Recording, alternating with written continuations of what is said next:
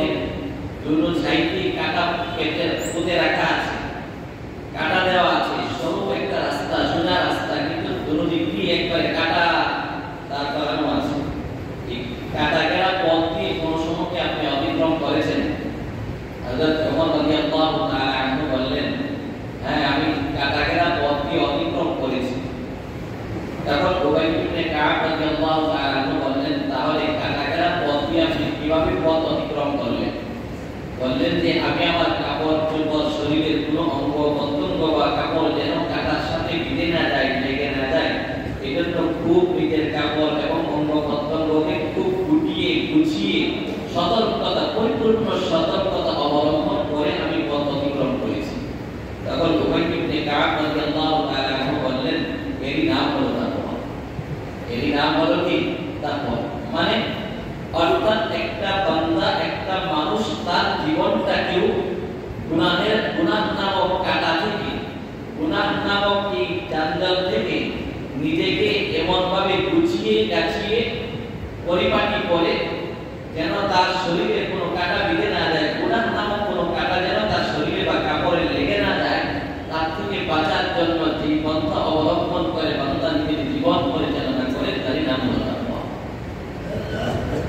আর এই রোজাটা আল্লাহ দিয়েছেন, আর এই রোজার মাধ্যমে, রমাদানুল মুবারকের রোজার মাধ্যমে তাকওয়া অর্জন করাটা অতি সহজ। এই জন্য আল্লাহ পাক রমাদানুল মুবারকে 29 বা 30 দিনের রোজাকে ফরজ করে দিয়েছেন, যেন লাআল্লাকুম তাত্তাকুন, যাতে বান্দা তোমরা আমার ভয়ভীতি অন্তরে পয়দা করতে পারো। আর ভয়ভীতি অন্তরে পয়দা করার জন্য সহজ উপায় হলো রোজা।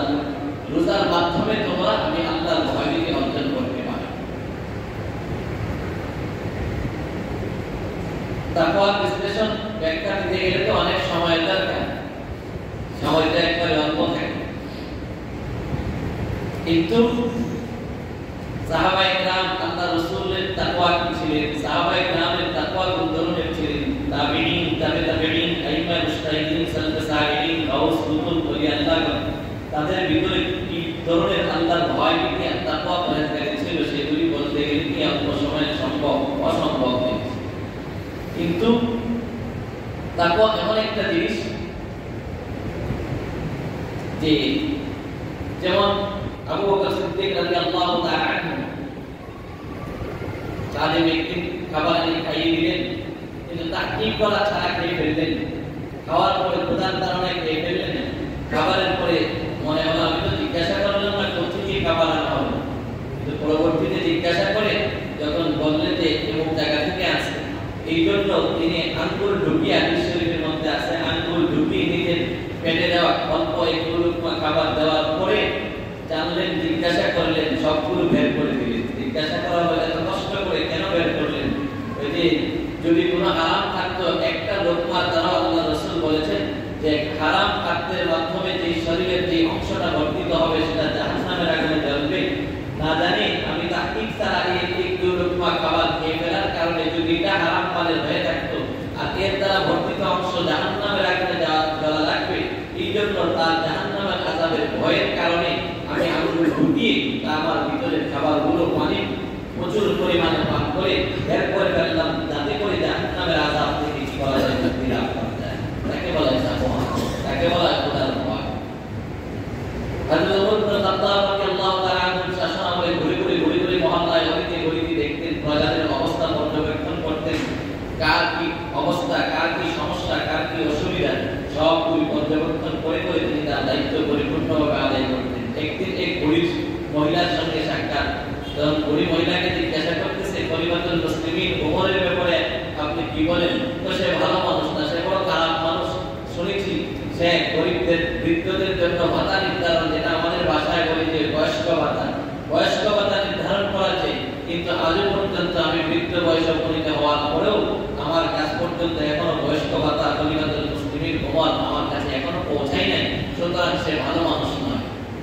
কার সাথে বলতেছে? হযরত ওমরের সাথে বলতেছে। কিছুক্ষণের মধ্যে হযরত আলী রাদিয়াল্লাহু তাআলা আনহু এক পথ দিয়ে অতিক্রম করছেন, দেখেই আমিরুল মুমিনিনকে দেখে আলী রাদিয়াল্লাহু তাআলা আনহু সম্বোধন করে বললেন, হে আমিরুল মুমিনিন, এখানে আপনি রাত্রিবেলা কি করছেন?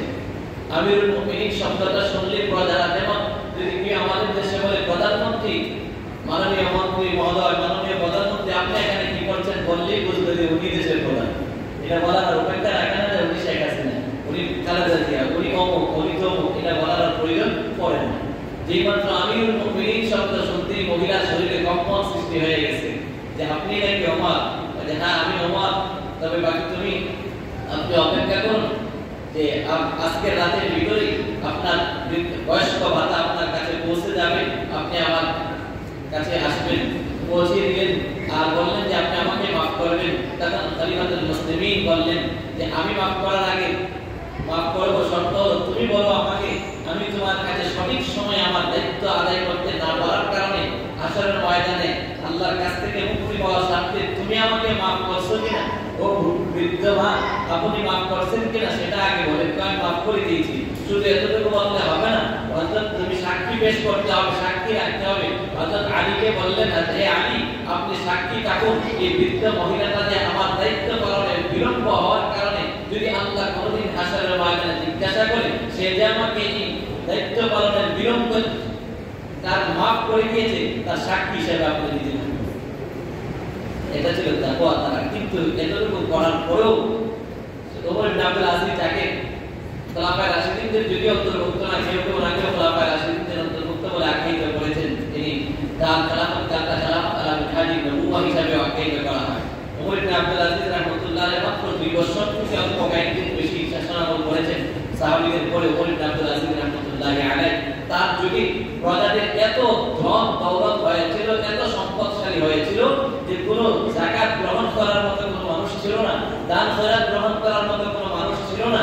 খোলাফায়ে রাশিদিনদের একবারে সাথে সাথে যার শাসনামলটা ছিল ওমর ইবনে আব্দুল আজিজ রাহমাতুল্লাহ আলাইহি। কেন? কারণ ইনসাফ যখন প্রতিষ্ঠা হয় তখন গরিবরা গরিব থাকে না, ধনীরা আঙ্গুল ধরে কলা গাছ হয়। ইনসাফ থাকলে দরিদ্র মানুষগুলিও ধনী হয়ে যায়, আর ধনীরা যতটুকু হওয়ার তো হয়।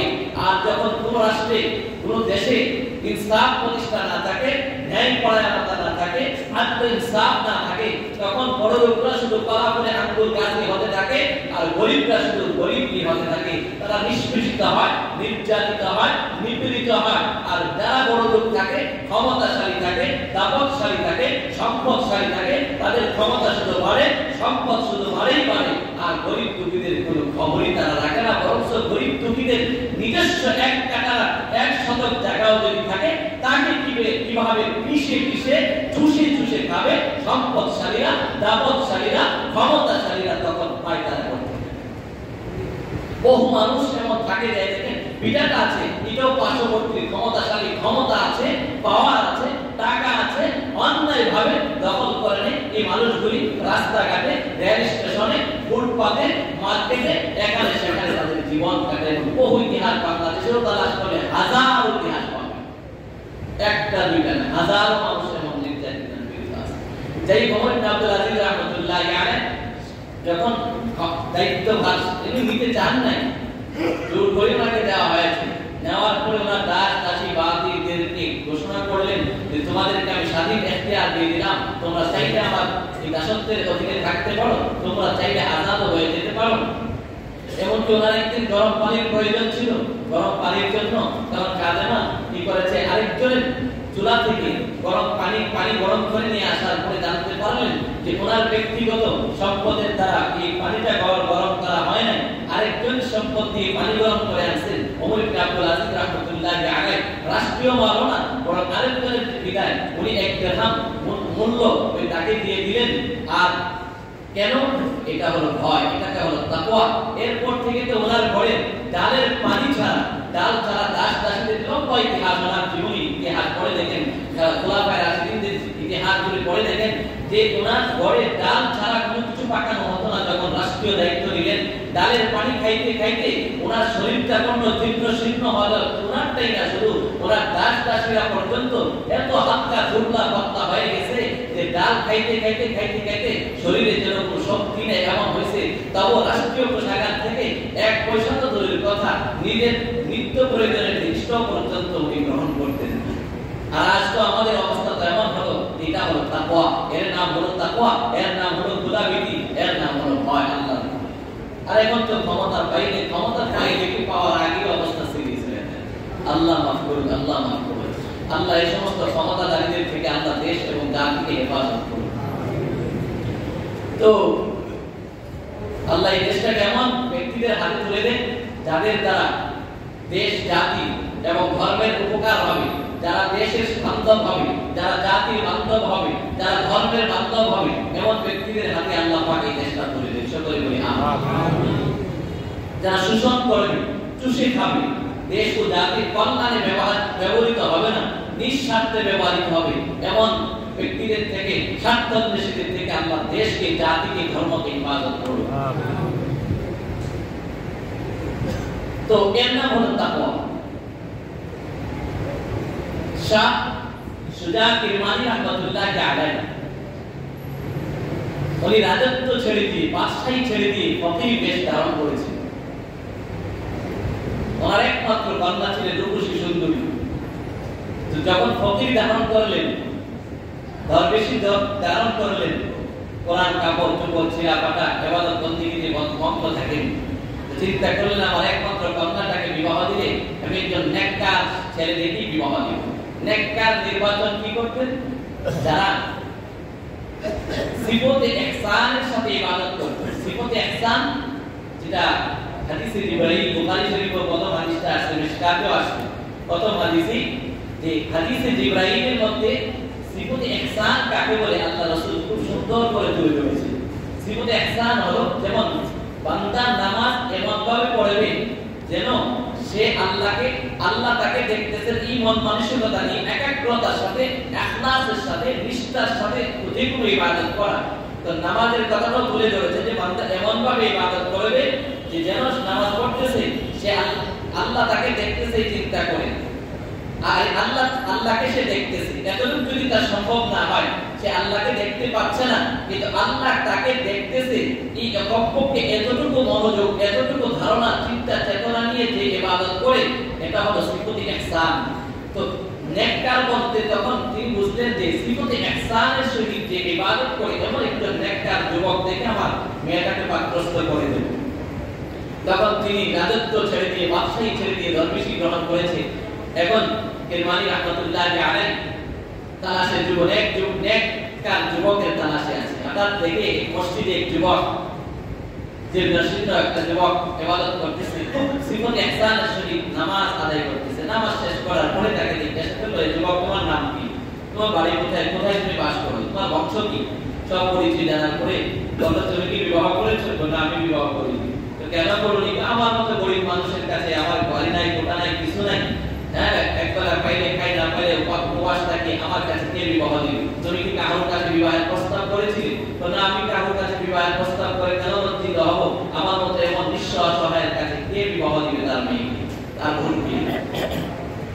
তখন বলল যে আচ্ছা, যদি তোমাকে শাহ সুজা কিরমানি যিনি তার কন্যাকে যদি তোমার কাছে বিবাহ দেয়, তুমি কি তা গ্রহণ করবে? তখন বললেন যে জনাব, আপনি কি আমার সাথে ঠাট্টা বিদ্রুপ করছেন?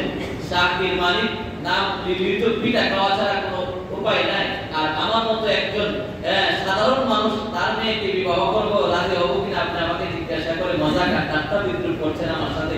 না শোনো। তখন কিরমানি আজাদ শাহ সুজা কিরমানি রাহমাতুল্লাহ আলাইহি নিজের পরিচয় তুলে বললেন, আমি হলাম সেই কিরমানি, আমি আমার রাজত্ব আর বাদশাহী ছেড়ে দিয়ে দরবেশী গ্রহণ করেছি, আর চিন্তা করেছি আমার নেককার একজন যুবক যদি পায়, আমার এই একমাত্র রূপসী কন্যাটাকে তার হাতে তুলে দেব। আমি নির্বাচন করেছি তোমার হাতে আমার কন্যাকে তুলে দেব। তখন যখন পরিচয় দেওয়ার পরে বলল, ঠিক আছে যদি আপনি রাজি থাকেন তবে ঠিক আছে, আপনি তো রাজি, কিন্তু আপনার রাজকন্যা আমার মতো, আমার তো কোনো নাই, কিছু নাই, ঘর নাই, অট্টালিকা নাই, একটা ঝুপড়ি আছে, সেই ঝুপড়ির মধ্যে থাকতে আপনি রাজি হলে কি হবে? আপনার কন্যা কি আমার মতো এমন দরিদ্র অসহায় ঈশ্বরের কাছে বিবাহে আসতে কি রাজি হবে? বলি আমি আমার কন্যার সাথে পরামর্শ করে সিদ্ধান্ত গ্রহণ করেছি, সুতরাং আমার কন্যার সম্মতি দিয়ে আমি তোমার কাছে প্রস্তাব পেশ করেছি। তখন এই কথা রাজি সম্মতি পেশ করার পরে হযরত কিরমানি রাহমাতুল্লাহ আলাইহি তার কন্যাকে সেই মজলিসে বিবাহ করিয়ে দেন, সাক্ষী উপস্থিত করে বিবাহ করিয়ে দেওয়ার পরে মেয়েকে বোরকা পরিধান করে বাবা সহ তার ছেলে বলছে যে ঝুপড়ি আছে, ঝুপড়িতে নিয়ে যাওয়া হয়। ঝুপড়ির ভিতরে ঢোকার পরেই কন্যা বলতেছে, বাবা আমাকে কোথায় আপনি ঢুকিয়ে দিলেন, কোথায় ডুবিয়ে দিলেন? একথা বলার পর যুবক বলতেছে, হযরত জনাব আমি তো পূর্বেই বলেছিলাম যে আপনি রাজি হলে কি হবে? আপনার কন্যা তো এই এমন জীর্ণ শীর্ণ একটা ঝুপড়ির ভিতরে, আর এমন দরিদ্র অসহায় ঘর সংসার করবে বলে আমি বুঝতে পারতেছিলাম না। আমি তো ঠিকই বলেছিলাম যে আপনার কন্যা নাও রাজি হতে পারে, কিন্তু কন্যাটা হযরত শাহ সুজা কিরমানি রাহমাতুল্লাহ আলাইহি কন্যা তখন উত্তরে বলল যে আচ্ছা আমি কোন কারণে বাবাকে এই কথা বলেছি আপনি হয়তো বুঝতে পারেন নাই। আচ্ছা আপনার ঘরে ঢোকার আমি কেন বলেছি একটু বুঝে নেন।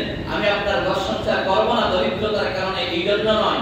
আমি আপনার অভাবের কারণে ঘর সংসার করব না এই কারণে নয়। বরং আমি তো ভেবেছিলাম আপনি একজন নেককার যুবক, আমি ভেবেছিলাম আপনি একজন খোদাভীরু বান্দা, আমি ভেবেছিলাম আপনি একজন মুত্তাকি বান্দা, আমি ভেবেছিলাম আপনি একজন পরহেজগার যুবক। এই জন্য আমি রাজি হয়েছিলাম। কিন্তু আপনার এই ঝুপড়িতে ঢোকার পরে, প্রবেশ করার পরে আমি বুঝতে পারলাম আপনি প্রকৃতপক্ষে আল্লাহর মুত্তাকি বান্দা হতে পারেন নাই। আল্লাহ ভীরু আপনার মধ্যে পরিপূর্ণ অর্জন হয় নাই। তো কেন আমি অর্জন করতে পারি নাই? আপনার ঝুপড়িতে ঢোকার পরে দেখলাম একটা পাত্রের মাঝে কিছু শুকনা বাসি রুটি আছে।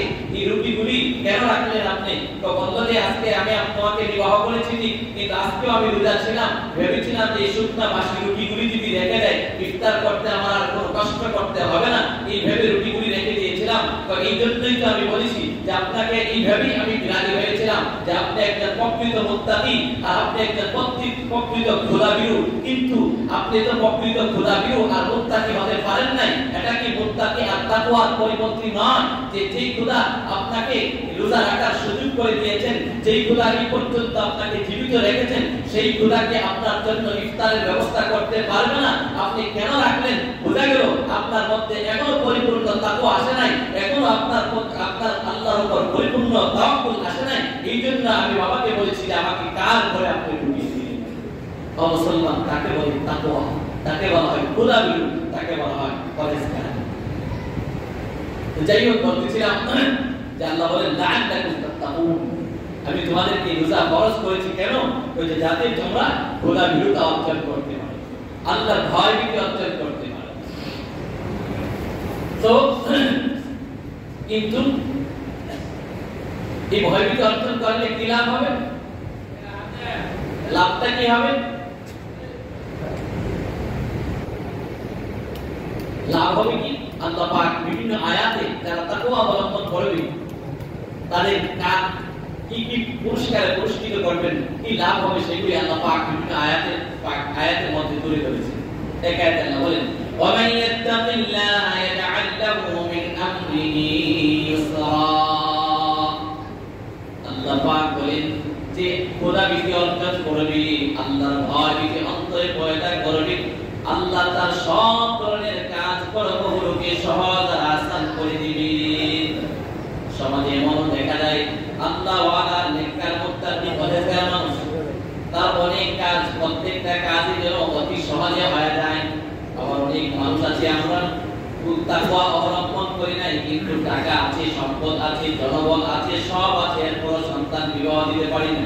ওই এই কাজটা করতে গেলে ঝামেলা, ওই কাজ করতে গেলে ঝামেলা, ওই কাজ করতে গেলে ঝামেলা। আবার দেখা যায় সাধারণ একজন মুত্তাকি পরহেজগার মানুষ এত সচ্ছল না, এবার তো জনমত নাই, তার বলও নাই, তার লাঠিও নাই, টাকাও নাই, কিন্তু তার প্রত্যেকটা কাজ অতি সহজে পূর্ণ হয়ে যায়। কারণ আমার আল্লাহ বলেন ওয়া মান ইয়াত্তাকিল্লাহা ইয়াজআল লাহু মিন আমরিহি ইউসরা। যে আল্লাহর ভয় অর্জন করবে আল্লাহ পাক তার প্রত্যেকটা কাজ সহজ করে দিবেন। এই খোদাভীতি অর্জন করলে আর কি লাভ হবে? আল্লাহ পাক বলেন ওয়া মান ইয়াত্তাকিল্লাহা ইউকাফির আনহু সাইয়্যাতিহি ওয়া ইউযিম লাহু আজরা। আল্লাহ বলেন যারা তাকওয়া অবলম্বন করবে, যারা খোদাভীতি অর্জন করবে, যারা আল্লাহর ভয় অন্তরে পয়দা করবে, আল্লাহ তাদের গুনাহ সমূহকে মাফ করে দিবেন। কেমন মাফ করে দিবেন? একটা ছোট্ট বাচ্চা মাকে ভালোবাসে, এই মুত্তাকি যদি মুত্তাকি হলে তো সে গুনাহ করবে না, তাহলে গুনাহ মাফ করবে কোত্থেকে? একটা প্রশ্ন থাকতে পারে। কিন্তু মুত্তাকি বান্দা থেকেও কিন্তু কখনো কখনো গুনাহ হয়ে যায়। কিন্তু এই গুনাহটাও আল্লাহ বলেন যে যারা আমি আল্লাহর ভয় ভীতি নিয়ে চলবে, মাঝে মধ্যে কোনো গুনাহ হয়ে গেলেও আমি আল্লাহ তার ওই কাফির আনহু সাইয়্যাতিহি, আল্লাহ তার ওই গুনাহগুলিকে মাফ করে দিবেন। কেমন ভাবে করবেন? একটা সন্তান তার মায়ের তালাশে যখন থাকে, ছোট্ট বাচ্চা, অন্য মহিলারা তাকে আগলে দিতে চাইলেও সে তার মার দিকে দৌড়তে থাকে, মা মা বলে মার দিকে যায়। মাকে পাওয়ার পরে মা যখন তাকে কোলে নেয় তখন অনেক সময় বাচ্চা রাগ করে ধুলিবালি সহ মায়ের কোলে উঠে মাকে কোন সময় থাপ্পড় মারে, মাকে কোনো সময় ঘুষা মারে, মাকে কোনো সময় লাথিও মারে, কিন্তু মা জানে এই সন্তান আমাকে ভালোবাসে, সে রাগ করেছে কিন্তু আমার প্রতি অসন্তুষ্ট না, আমাকে ভালোবাসে। সে মাও জানে, সন্তানও জানে যে মা আমাকে ভালোবাসে।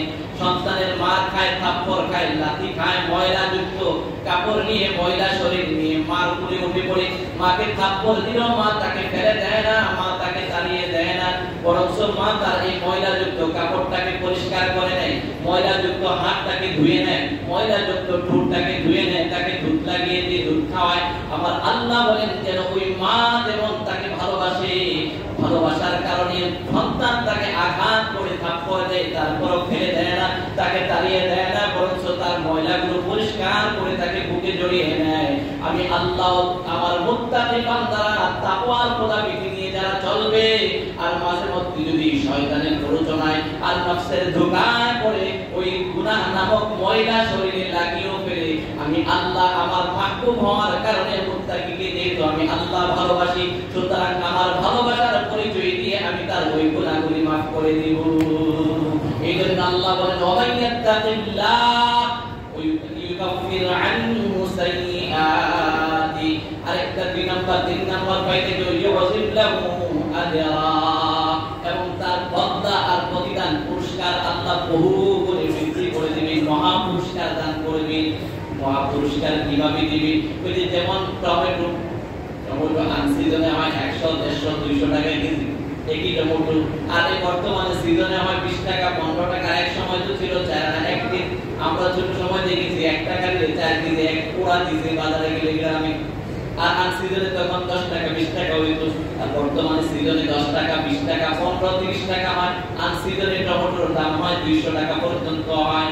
ঠিক তেমনি ভাবে আল্লাহ পাক মুত্তাকি যারা হবে, তাকওয়া যারা অবলম্বন করবে, একই জিনিস সিজন মধ্যে হয় 20 টাকা কেজি, আর আনসিজনে হয় 200 টাকা কেজি, 150 টাকা কেজি। ঠিক তেমনি ভাবে আমার আল্লাহ পাক ইউযিল্লাহু আজরা, মুত্তাকিদের আজর সওয়াবকে আল্লাহ আনসিজনের ওই ফসলাদি দ্রব্যাদি যেমন চড়া মূল্যে বিক্রি হয়, তেমন ভাবে আমার আল্লাহ যারা মুত্তাকি হবে, খোদা বিরুদ্ধা অর্জন করবে, তাদের প্রত্যেকটা নেক আমল এমন ভাবে বৃদ্ধি করে দিবে। অন্য আয়াতে আল্লাহ বলেন ওয়াইয়াত্তাকিল্লাহা ইয়াজআল লাহু মাখরাজা ওয়া ইয়ারযুকুহু মিন হাইথু লা ইয়াহতাসিব। আল্লাহ বলেন যারা খোদা আমি আল্লাহর ভয় ভীতি অর্জন করবে, তাদের জন্য তাদের যত সংকটতা আছে সব আল্লাহ সরিয়ে দিবেন, হটিয়ে দিবেন। ওয়াইয়াত্তাকিল্লাহা ইয়াজআল লাহু মাখরাজা, মাখরাজ মানে বের হওয়ার রাস্তা, বের হওয়ার রাস্তাকে বলা হয় মাখরাজ। তো আল্লাহ তার সংকটতা থেকে বের হওয়া রাস্তা করে দিবে।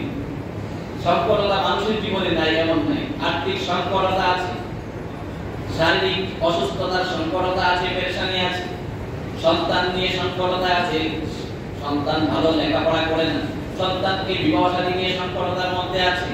ঠিক তেমনি ভাবে হিংসুকের দুশ্মনের কারণে সংকটতা আছে, হিংসুকের হিংসার কারণে বান্দা সংকটতার মধ্যে ভুগতে থাকে। একজন ব্যবসায়ী আরেকজন ব্যবসায়ীকে হিংসা করে, একজন শিক্ষক আরেকজন শিক্ষককে হিংসা করে, একজন পদমর্যাদার অধিকারী আরেকজন পদমর্যাদার অধিকারীকে হিংসা করে, একজন ক্ষমতাধরকে আরেকজন ক্ষমতাধর আরেকজন ক্ষমতাধরকে হিংসা করে। কিন্তু আমার আল্লাহ বলেন তোমার যত ধরনের টেনশন সংকটতা আছে সব সংকটতা থেকে আল্লাহ মুক্ত করে দিবে। শব্দ হলো ওয়াইয়াত্তাকিল্লাহ, যেই বান্দা আল্লাহকে ভয় করে চলবে সংকটতা দূর করে দিবে। আর যেমন সংকটতা বলতে গেলে সময়ের দরকার, সময় নেই, মেসাল দৃষ্টান্ত দেওয়ার অবকাশ নেই। আর কি করবে? ওয়ারযুকুহু মিন হাইথু লা ইয়াহতাসিব, কল্পনাতীত জায়গা থেকে আল্লাহ রিজিকের ব্যবস্থা করে দিবেন। এক সাহাবী এই গর্তের মধ্যে পেশাব করলেন, পেশাব করে উঠতেই দেখে একটা ইঁদুর গর্তের ভিতর থেকে 1 দিনার এনে দিলেন। তারা আরেকটা দিনার আবার ঢুকলেন, আরেক দিনার এনে রাখলেন, আবার ঢুকলেন। সাহাবী একটা দিনার করে এক সংগ্রহ করতেছেন, হাতে নিতেছেন, নেওয়ার পরে এই করতে করতে 16 দিনার পর্যন্ত উঠালেন, আর উঠে না, ভিতর থেকে আসে না ইঁদুরটা। আল্লাহর নবী সাহাবী 16 দিনারকে কুড়িয়ে নবীর দরবারে যে কোনো নতুন কোনো জিনিসের সম্মুখীন হতেন, সাহাবায়ে কেরাম রাসূলের দরবারে চলে যেতেন, রাসূল থেকে তার বিষয়ে জানতেন, বুঝতেন, শরীয়তের বিধান জানতেন, দিয়ে বললেন ইয়া রাসূলুল্লাহ এই পরিস্থিতি আমি পেশাব করার পরে ছিদ্র থেকে একটা ইঁদুর একটা দিনার করে করে রেখে যায়, আবার চলে যায়, কি করতে করতে ষোলো দিনার জমা হলো, এই দিনারগুলি আমি আনলাম। আল্লাহ রাসূল তখন বললেন ও নবী, ও আমার সাহাবী শোনো যে এটা হলো তোমাদের জন্য আল্লাহ প্রদত্ত রিজিক, সুতরাং এটা তুমি গ্রহণ করে নিতে পারো। এটাই বলা হয় ওমাইয়াত্তাকিল্লাহ ইয়াজআল লাহু মাখরাজা ওয়া ইয়ারযুকুহু মিন হাইথু লা ইয়াহতাসিব। কল্পনা এই সাহাবী কল্পনা করে না যে এই গর্তের ভিতর থেকে আল্লাহ পাক ইঁদুরের মাধ্যমে তার রিজিকের ব্যবস্থা করবে। এক যুবক মাটি খুব খেদমত করতো, মা বাবার খেদমত করতো, ভাগ্যগত সন্তান। তো একদিন সে স্বপ্নে দেখে একটা কে যেন বলতেছে যে ওই অমুক জায়গায় একটা পাথর রাখা আছে তোমার বাড়ির পাশে, এই পাথরের নিচে 100 দিনার রাখা আছে, তুমি দিনারগুলি নিয়ে আসো। যুবক তখন বলতেছেন, একটা যুবক যে এই 100 দিনারের মধ্যে কি কোনো বরকত হবে কিনা? কয় যে না, বরকত হবে না। কই দিনার দিরহামের সম্পদে বরকত নাই, সেটা আমার দরকার নাই। স্বপ্নেই বলতেছে, গ্রহণ করে নাই। যাই হোক, স্বপ্নে সকালবেলা স্ত্রীকে বলে, স্ত্রী বলে যে আজকে কমপক্ষে গিয়ে তো দেখো যে পাথরের নিচে দিনার পাওয়া যায় কি যায় না, তুমি যেহেতু স্বপ্নে দেখলা, এই জিনিসে বরকত না, সেই জিনিস আমার দেখার কোনো প্রয়োজন নাই, যেটা গ্রহণ করবো না সেটা কেন দেখতে যাবো, যায় না। পরের দিন আবার স্বপ্নে দেখে বলতেছে আবার একইভাবে ওই পাথরের নিচে 10 দিনার রাখা আছে, তুমি নিয়ে নাও। বলে যে এই 10 দিনারের মধ্যে বরকত আছে কিনা? তো না, বরকত নাই। সব তাহলে 10 দিনার আমার কোনো প্রয়োজন নাই। স্ত্রী বলে আরে 100 দিরহাম দিনার না বেশি সম্পদ মনে করো না, 10 দিরহাম দিনার তো নিতে পারো। বলে যেটা আমি গ্রহণ করবো না, বরকত নাই, তা গ্রহণ করবো না, গ্রহণ যা করবো না, তো আমার দেখার কোনো প্রয়োজন নাই। নেন পরের দিনও আবার স্বপ্নে দেখে যে বলতেছে ঠিক তেমনি ভাবে ওই পাথরের নিচে 1 দিনার রাখা আছে, তুমি নিয়ে নিতে পারো। কই যে 1 দিনার যদি নেয় তার মধ্যে বরকত হবে কিনা? হ্যাঁ, বরকত হবে। তো ঠিক আছে, যদি বরকত হয় 1 দিনার আমি নিতে পারি, গ্রহণ করতে পারি। যুবক সকালবেলা তখন ঘুম থেকে জাগ্রত হয়ে স্ত্রীকে বলে পাথরের নিচে গিয়ে দেখে ঠিকই 1 দিনার পড়ে আছে। 1 দিনার নিয়ে সে মনে মনে ভাবলো বহুদিন যাবত আর্থিক সংকটতায় মাছ কিনতে পারে না, গোশত কিনতে পারে না, মাছ কিনবো, কাবাব বানাবো, খাবো। তো মাছ কিনে তখন সে ওই 1 দিনার দিয়ে মাছ কিনে বাড়িতে আনলো। বাড়িতে আনার পরে স্ত্রী যখন মাছ করতে গেল, করতে গিয়ে দেখে হীরার টুকরা মাছের ভিতরে পাওয়া গেল। এই হীরার টুকরা বিক্রি করার পরে এখন তার সারা জীবনের কি হয়ে গেল, সম্পদ উপার্জন হয়ে গেল। এই জন্য বলে ওয়ায়ারযুকুহু মিন হাইথু লা ইয়াহতাসিব। আমার আল্লাহ বলেন যারা আল্লাহকে ভয় করে চলবে সে যদি চাইতো বরকতহীন 100 দিনার নিতে পারতো, 100 দিনারে সীমাবদ্ধ থাকতো। সে চাইলে বরকতহীন 10 দিনার নিতে পারতো, কিন্তু তার মধ্যে সীমাবদ্ধ থেকে যেত। কিন্তু আল্লাহ বলেন আমাকে ভয় করে যারা চলবে ওয়ায়ারযুকুহু মিন হাইথু লা ইয়াহতাসিব, আমি আল্লাহ তাকে সে ওই বরকতহীনটাকে তাকওয়া পরহেজগারির কারণে গ্রহণ না করে, আল্লাহ এমন জায়গা থেকে 1 দিনারের মাধ্যমে তার সারা জিন্দেগীর জীবিকার ব্যবস্থা করে দিয়েছেন। এজন্য আমার আল্লাহ বলেন ইয়া আইয়ুহাল্লাযীনা আমানু কুতিবা আলাইকুমুস সিয়ামু কামা কুতিবা আলাল্লাযীনা মিন ক্বাবলিকুম লাআল্লাকুম তাত্তাকুন। রোজা দিয়েছেন কেন? আল্লাহ বলেন যেন তোমরা আমি আল্লাহর ভয় ভীতি তোমরা অর্জন করতে পারো। আমি একটা হাদিস পড়েছিলাম, হাদিসে কুদসি, এই আয়াতের পরে খুতবায়ে মুসতানায় আল্লাহ পাক হাদিসে আল্লাহ রাসূল বলেন, আল্লাহ পাক ঘোষণা করেছেন কুল্লু আমাল ইবনে আদম লাহু ইল্লা সিয়াম ফাইন্নাহু। বলে বনি আদমের প্রত্যেকটা আমল তার নিজের। তর্জমা কি করলাম? কুল্লু আমাল ইবনে আদম লাহু, বনি আদমের প্রত্যেকটা আমল নেক আমল তার নিজের। আর ইল্লা সিয়াম, কিন্তু রোজাটা ভিন্ন, ফাইন্নাহু এটা আমার। আজকে বলার অবকাশ নেই, হাদিসের ব্যাখ্যা করার সুযোগ হবে না। এতটুকু বুঝুন যে আল্লাহ সব আমলের ব্যাপারে কি বলছেন বাক্যটা, যে কুল্লু আমাল ইবনে আদম লাহু, বনি আদমের প্রত্যেকটা আমল হলো তার নিজের জন্য। আর ইল্লা সিয়াম, তবে রোজা ভিন্ন। কেন? ফাইন্নাহু লি, এটা আমার, এটা আমার জন্য। কেন? ইয়াদাউ শাহওয়াতাহু ওয়া তুআমাহু ওয়া শারাবাহু মিন আজলি, কারণ এটা এই রোজাটা আমার জন্য। কেন? এক কারণ আল্লাহ নিজে উল্লেখ করে বলেন, হাদিসে কুদসির মধ্যে রাসূল বলেন যে আল্লাহ পাক বলেন যে এই বান্দাটা তার হালাল বৈধ যৌন চাহিদা পূরণ করার বৈধ স্ত্রী ছিল বিরত রেখেছে নিজেকে, এবং হালাল খাদ্য খাওয়া থেকে নিজেকে বিরত রেখেছে, এবং হালাল পান করা তার জন্য ছিল, তার থেকে বিরত রেখেছে। সুতরাং এটা একমাত্র আমার জন্য। কেন বলছে রোজাটা আমার? কেন বলছে? ছোট্ট একটা ব্যাখ্যা দিয়ে শেষ করে দিই, যেহেতু সময় অল্প, সামনের জমা যদি সুযোগ হয় এই হাদিসটার আলোচনা আপনাদের সামনে করবো। এক হলো কি জানেন, রোজা হলো বিরত থাকার নাম, কিছু কাজ করার নাম, কিন্তু রোজা না। রোজা হলো পুরাটাই, রোজা সংজ্ঞাটাই হলো বিরত থাকার নাম। সওমের এক অর্থ হলো সংযত থাকা, বিরত থাকা। কিসের থেকে বিরত থাকা? রোজার সংজ্ঞা আল ইমসাক আনিল আকলি ওয়া শুরবি ওয়াল জিমাই মা নিয়াতি মিনাল গুরুবি ইলা সুবহি। এটাকে বলে রোজা আরবি ভাষার সংজ্ঞা। সুবহে সাদিক থেকে নিয়ে সূর্যাস্ত পর্যন্ত তিন কাজ থেকে বিরত, রোজার নিয়তে তিন কাজ থেকে বিরত থাকার নাম হলো রোজা। একটা হলো পান করা থেকে। তো এই বিরত যে রইলেন, এই বিরত থাকাটা কিন্তু বৈধ, পানি পান করা বৈধ কিনা, শরবত পান করা বৈধ কিনা, বৈধ। এরপর বিরত থাকার নাম হলো রোজা। খানা ভাত খাওয়া আপনার জন্য হালাল, গোশত হালাল, প্রাণী গোশত খাওয়া হালাল, মাছ খাওয়া হালাল, অন্যান্য খাদ্য সামগ্রী খাওয়া আপনার জন্য হালাল, তারপরও বিরত থাকা। বৈধ স্ত্রী আছে, তাকে ব্যবহার করা যায় না, হালাল সওয়াবের কাজ, এরপর তার থেকে বিরত থাকার নাম হলো রোজা। ঠিক তেমনি ভাবে এই কেন বলছে আল্লাহ? কারণ এই বিরত থাকাটার কোনো অন্য আমল, নামাজ পড়লে এটা দেখানো যায়। নামাজ যদি রুকু করি, তাকবীর বললাম, এটা দেখছেন কিনা আপনি? আমারটা আকৃতি আছে কিনা বুঝছেন? খুব সূক্ষ্ম কথাটা। অন্য আমলের আকৃতি আছে, যেমন আমি নামাজ পড়লাম, দাঁড়াইলাম, নামাজের একটা আকৃতি দেখা গেছে না? আপনি দেখতে পাচ্ছেন না? রুকু গেলাম, রুকু দেখা যায় কিনা? সেজদায় গেলাম, দেখা যায় কিনা? দেখা যায়। দান করলাম, টাকা আমি দিলাম, তার একটা আকৃতি আছে, দানের দেখা যায়।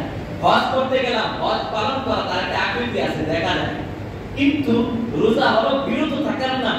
তাইলে আমি স্ত্রী ব্যবহার করলাম না, এই না করাটা কি দেখানোর মতো কোনো আকৃতি আছে? আমি পান করলাম না, এই পান না করার কোনো আকৃতি না, দেখবেন কোথায়? খানা না খাওয়া, তো না খাওয়াটা এটার কোনো আকৃতি আছে? তা দেখাইতে পারবেন? তো যেহেতু যার তার কোনো আকৃতিই নাই, তো তার দেখানোর কোনো সুযোগ নাই।